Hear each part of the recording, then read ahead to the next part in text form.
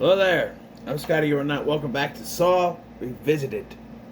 I don't know what that face was. Is it my Gilbert Godfrey? Welcome back to Saw Revisited. Right. I don't know. We're on Saw 2. Should I? Saw 2. We're on Saw 2. And this is another good one. I don't hear a lot of people say it's better than the first one. I don't agree. I feel like there's some issues with this that I don't know. Like I said, the first one is like one of my favorite horror movies of all time. So it's like this one is fine, but I've always had some issues with it. Like the biggest problem I had, especially watching this time, is I don't get the point of the gas house trap. Right? The whole point is they're supposed to go around, they're supposed to do individual traps. Well, because the way they write the characters, and because there's too many characters, we don't get that. There's 8 people in this house, and we see 2, maybe 3 traps, if you count the gunshot to the head for Gus. That's it. And that gunshot was just like, it's not even really a trap. Really, it's just like hey, guess what? It said don't put it in there. I warned you. But if the point is there's supposed to be traps for each of them, right? We find out that later with the again, I'm going full spoilers here. With the needle trap, that was supposed to be for Javier. They call him Xavier, but it's spelled like Javier. So I'm gonna call him Javier. It's supposed to be for Javier, but he throws Amanda in. You know? And then he gets pissed when the obvious recovering junkie freaks out about needles. And it's not even her fault. Yes, she took a while, but he dropped a key. Which I've always been pissed about in this scene where he drops the key. Why does he drop the key? It's like, well, he's got it. No, he's got to do something to mess up. Right? And who's to even guarantee that what's in those syringes is an antidote? Well, I guess they are antidotes if later, But yeah, there's 8 people, and we get technically 2 traps.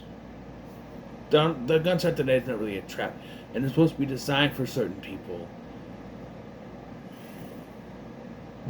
Don't really get much when it comes like to the future ones where we go around and we see certain traps. Like in 3 where we have to go around, we see all these traps people in, that sort of thing. And it's like this started that, but they didn't fully execute that idea of these traps because we just got people arguing for the entire runtime of this damn movie, and it does kind of get to you. And these characters, we don't learn anything about these characters, right? Again, going to the 3rd one, all the characters that are in that warehouse have a connection to each other, to the main characters we're following. Characters have a connection. We get the backstory. In the first one, we get the backstory for the characters and their connections. The only connection we get in this one is Detective Matthews threw them all in jail, and Daniel is his son. That's it. I've also always been a little bit confused about he falsified evidence against them. But looking just from the way some of them behaved, Javier is obviously a criminal, the way that he acts, and immediately goes to killing people. Jonas says that there are bad people after him, so he's done bad things, and he's been in jail. We know that. We know that Laura, Beverly Mitchell's character, has been in jail. We don't know about Gus. He gets his brain blown out. Abby, obviously, if he's willing to kidnap people, he's a criminal. Even looks like one. Addison, we find out later, is a hooker. Hey, honey, you want a good time? That's like the 4th one or something. You want to flash 4th or 5th one? I think it's the 4th one in flashbacks. Yeah. Amanda was an addict, right? I don't know how much falsifying evidence you need. I've never gotten that idea of, oh, he's a dirty cop. He caused them all to be in jail. But obviously, they've all done something bad to begin with, right? Just the way some of them are behaving.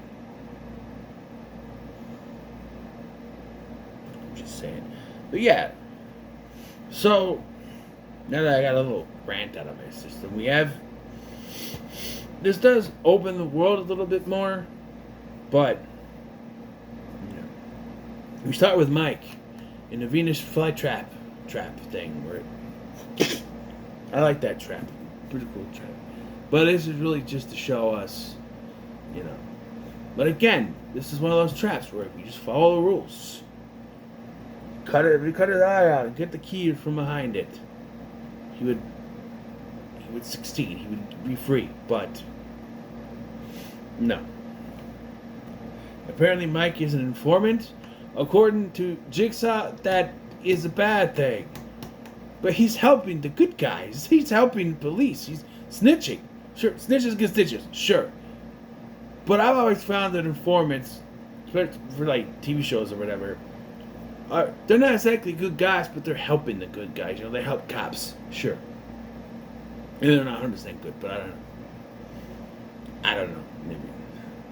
I think the Matthews was one of the good guys too. His son's in trouble. I never know what the hell his son did. He did something. They have an argument, and then he's worried about his son. So here's where my confusion. I mentioned this in the first one. So they find Mike's body, and they're like, "Oh, we look closer, Detective Matthews. We have to find out where he is." And I'm like, "How about you go to where Detective Sting's body was found? Wouldn't that be the first place you'd go, right? Because it's the exact goddamn place." Now I know some of you were probably sitting there going, "Well, actually, Scotty, if you don't know, I do know. I do know. This was an unrelated script. It was never intended to be a Saw sequel. It was a spec script. They Hellraisered this thing. It was a spec script. Ironically, in the same year the two Hellraiser movies came out. They took the script, they added elements of Saw to it, and threw it in there. That was kind of the prototype of what Saw movies would become with the traps, but they didn't execute it enough. That's what I'm saying. And also, I just feel like maybe a couple more rewrites here and there could have helped. But like the fact that it just has always bothered me that the way that Donnie Wahlberg figures out where Jigsaw is in a fucking dream. He has a dream, and automatically it pops up. Oh, this place. No, what? Why? Why would his brain work that way? Something that he probably glanced at for 2 seconds, he can remember in a dream. Oh, display, okay. Why not just say, hey, how about we check this place? This is where we found this is where Detective Tapp and Detective Singh were. Why not check that place out first? Should be the first place they'd go to, right? And Jigsaw would know that, hence why he would stay there so he could get caught. But no, we have to have some weird cockamamie way of finding it. And then we meet our characters on the screen because they get there and they're like, oh hey, we get what's her name? Dina Meyer's character, Carrie. And then we see Rig for the first time. We always get these character in one scene of a previous film that becomes more important in a later film. He's important in 4. She's sort of important in 3. I feel like she gets the shaft when it comes to cop characters. They're like, oh, we each have a cop character that does something. She gets the shaft because, you know, Matthews gets a whole movie around him. Rig gets a whole movie around him. And she gets 20 minutes. This is what it is. We'll get to that one. But, yeah. And we're going to stand right here. We're going to sit right here while you figure out. You go look at what's on that screen. So it's like, okay. So now you see these people. And again, there's too many people. There's 8 people. Here's our people. Here are our people that are in that house. Javier, played by Frankie G, who I always thought was the rapper, but I think that's Frankie J. Jonas, played by Glenn Plummer, who was the guy whose car was hijacked by Keanu Reeves in Speed. He's also in the second one. His boat gets hijacked by Jason Patrick. They like to hijack his stuff. Addison, played by Emmanuel Vaugier, who I know from Smallville and Supernatural and other things. Laura, played by Beverly Mitchell from Seventh Heaven. I think she's pretty much only done that. I think maybe she's been in a couple other things with this, but you know. And we have Aubie, played by Timothy Bird with a U. I don't know him from anything. I've only seen him in this, and his character makes no sense to me. We'll get to it. And Gus, played by Tony Napo, who is Zed the Zombie's dad in Zombies. Yes. Interesting to find that out. How did I find that out? Because Tony Napo's Instagram account popped up on Instagram one time. And I saw that, and I'm like, wait, he was, what? It doesn't even look like him, but yeah. And of course, Amanda and Daniel are also there. So, there's no big secret. Everybody knows. If you don't know, then go away. Amanda is a secret apprentice for Jigsaw the entire time. In this one. Not the first one, but this one. She might have by the time they get there. She might have already been one, actually, when they did the interview. But, I don't know. Anyway. So, there are too many people here. As evidenced by the fact that they kill off Gus right away. What was the point of him? I always thought, like, what was the point of him being there? He gets shot through the eye right away. Okay? What was his point? And then, just as quickly as him, next is Aubie, who kidnapped everyone and brought them there. Which they only did, only I can think of, they only did that so they can explain how a man with cancer could get all those people in the house. Because Detective Hoffman didn't exist yet. Now we look back and say, well, Hoffman obviously helped them, right? But they needed to give a reason for how a cancer-ridden patient, and later find out a woman who's, I don't know, my height, she's a short woman, could get all those people in there. It was like, oh, Aubie, sure. But why did he help them? And why was he then thrown into this? It's not explained. And then he has to go in, and the salvation is right there. Again, if these people thought, at this point, they're just like, no, we're going to kill people in interesting ways. Because if these people actually thought about stuff, we get more done. Some people might die. You can still do that. But, no. No, he does a thing, he pulls on the thing. It's an oven, it's a furnace. So he gets burned to death. But, like, yeah. I'm kind of with Javier here. Like, why didn't he stick the two antidotes out of the window when he broke it? Take the antidotes? I know he probably think, well, they won't help me. Well, like, you're already going to burn. You're already pretty much gone. Just give them, a couple of them can be saved. Then who's going to get it, right? Aubie was supposed to get one.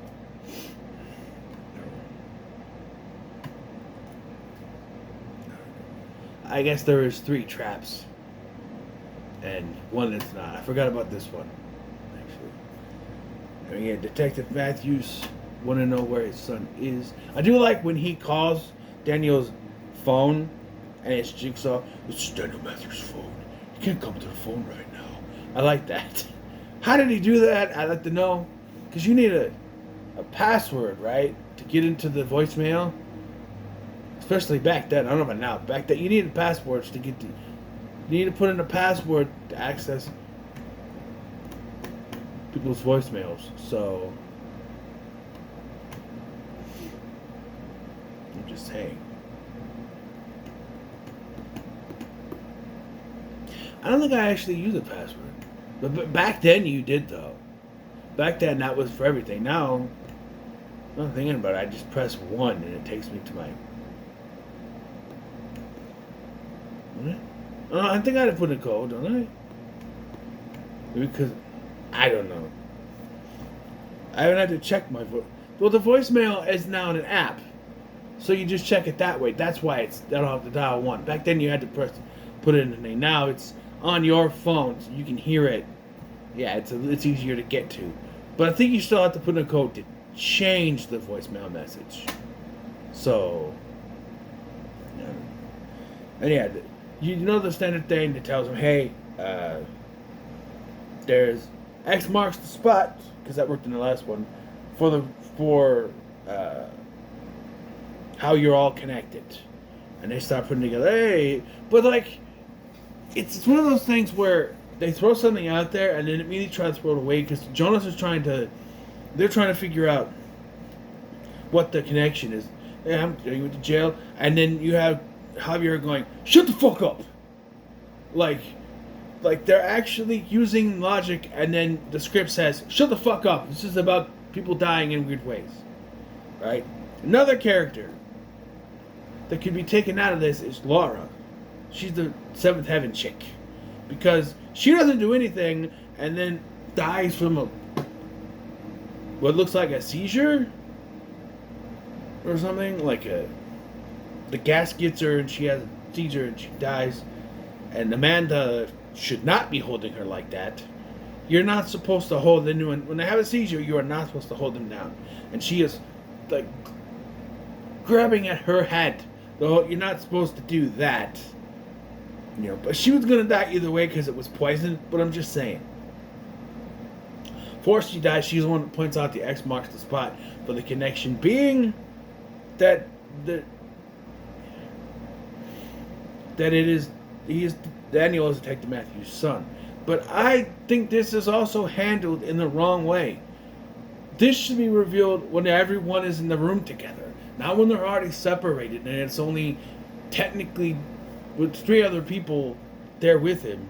And this causes Addison to run off and do another trap, which then she basically is not needed then because she doesn't do anything. She puts her hands up there, and then I don't know how that trap is supposed to work, because for a franchise it's supposed to be about the traps. This trap, I never know what this trap was supposed to be.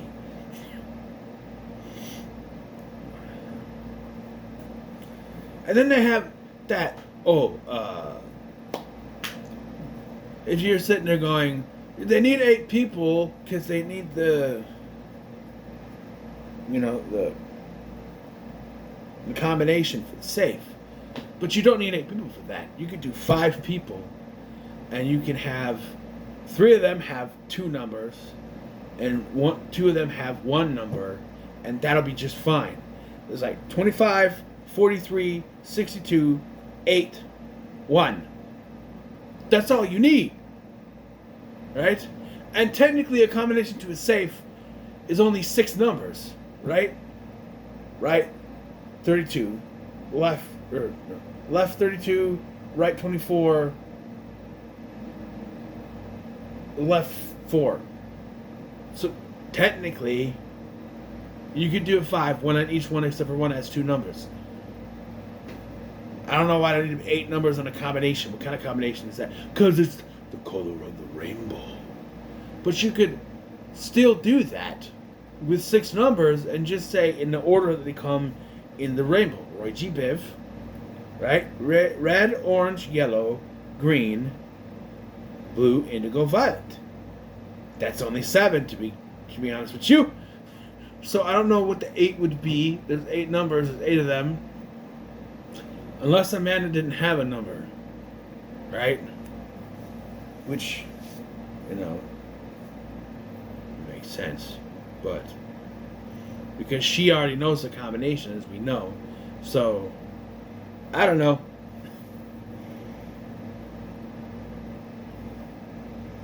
And then we have Detective Matthews going off the rails and trying to convince Jigsaw to tell him, and Jigsaw leads them to the right place, but hours afterward, because we find out twist number 1 is that this is all already happened, and it's a video recording that's being broadcast to them. And I still refuse to believe to this day that they're tracing it would lead them to the fake area and not where it's actually being broadcast from. Or wait a minute. It's being broadcast, I guess. Never mind. I don't know. I was thinking wrong. Yeah, because it's being broadcast from there. I don't know. Yeah. I don't know. I just...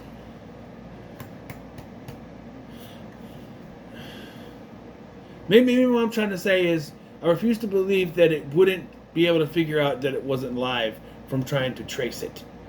You think that there'd be... If we're trying to trace a live signal, but it's not a live signal. I mean, it's technically being live broadcast to them, but it's not a live broadcast. I don't know. It's just confusing to me. That's all I want to say. It's confusing. And, like, the fact that he leaves Jigsaw in the car while he goes to find Daniel, right? And I feel for him, because he's just trying to find his son. As a father, I get that. I get it even more now. So yes. But sometimes you just don't think straight, I guess. But yeah, so Javier figures out, and again, you have to write this guy as a psychopath for this finale to go down the way that it does, because he figures out that there's numbers on people's neck because he finds Gus and his number on his neck, so he starts getting those. But he looks at the number. He's like, okay, how the hell is he gonna remember not only what the number is, but what the color is to correspond? I guess he's got to go back in that room, but then he gets Jonas over the head with Janice. That's what reminds me of Janice, Mrs. Weapon, over the head with him, and then it's like, oh, okay, that one, and it's like, but I guess he's in the same room too. But then there's Addison, who he just goes. And supposedly Laura he sees laying there. Okay, but again, he's got to not only remember what the number is, but what the color of the number is. Is his memory that good? Because think about this. Should he succeed in killing Amanda and Daniel, he's got to remember their numbers and the colors of their numbers. So he's got to go all the way back up through the safe. And he's got his number and Jonas and Gus's number. Okay, and their colors. Now he's got to remember Amanda's number and Daniel's number, Laura's number, and Addison's number, and Albie's number. Forgot about him. And Albie's number, and the color which they correspond with the rainbow. It's convoluted as hell. I couldn't remember that. Is his memory that good? I don't think so.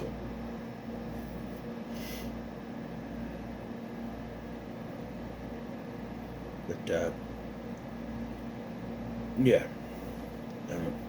But it doesn't matter, because he gets his throat slit. Apparently, this throat slit can kill him. But,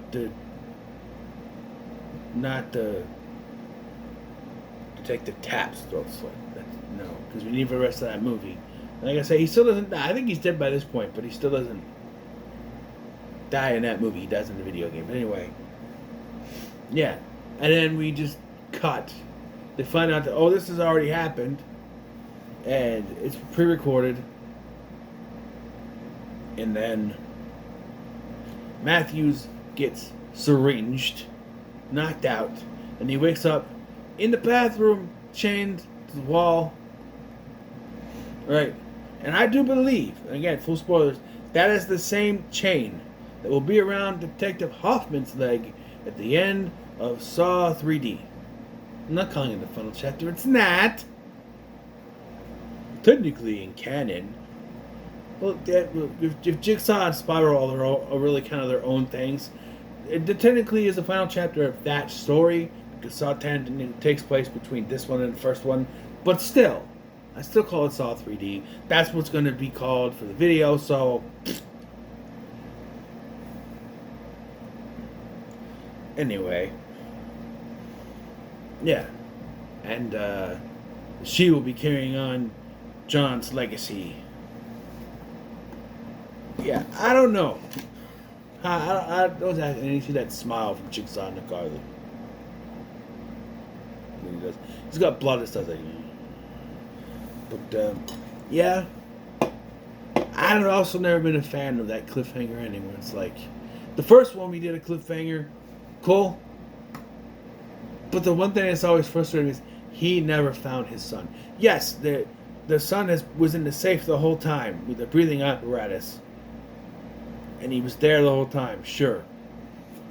And he just been calm. It's not movies about people who just can't be calm enough to think, right?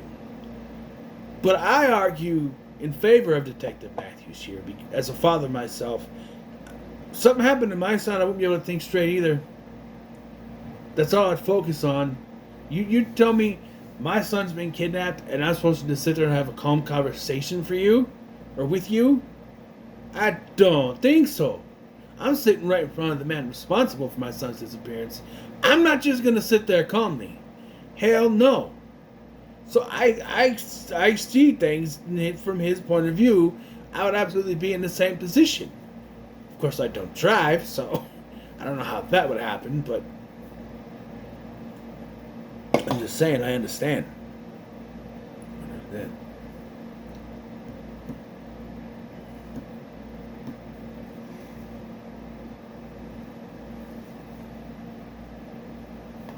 But yeah. And let's go ahead and start a tally of characters who are still alive, who we never see again. So we have Allie. What's her name? Mrs. Gordon. Allie Gordon. Diana Gordon. And now Daniel Matthews.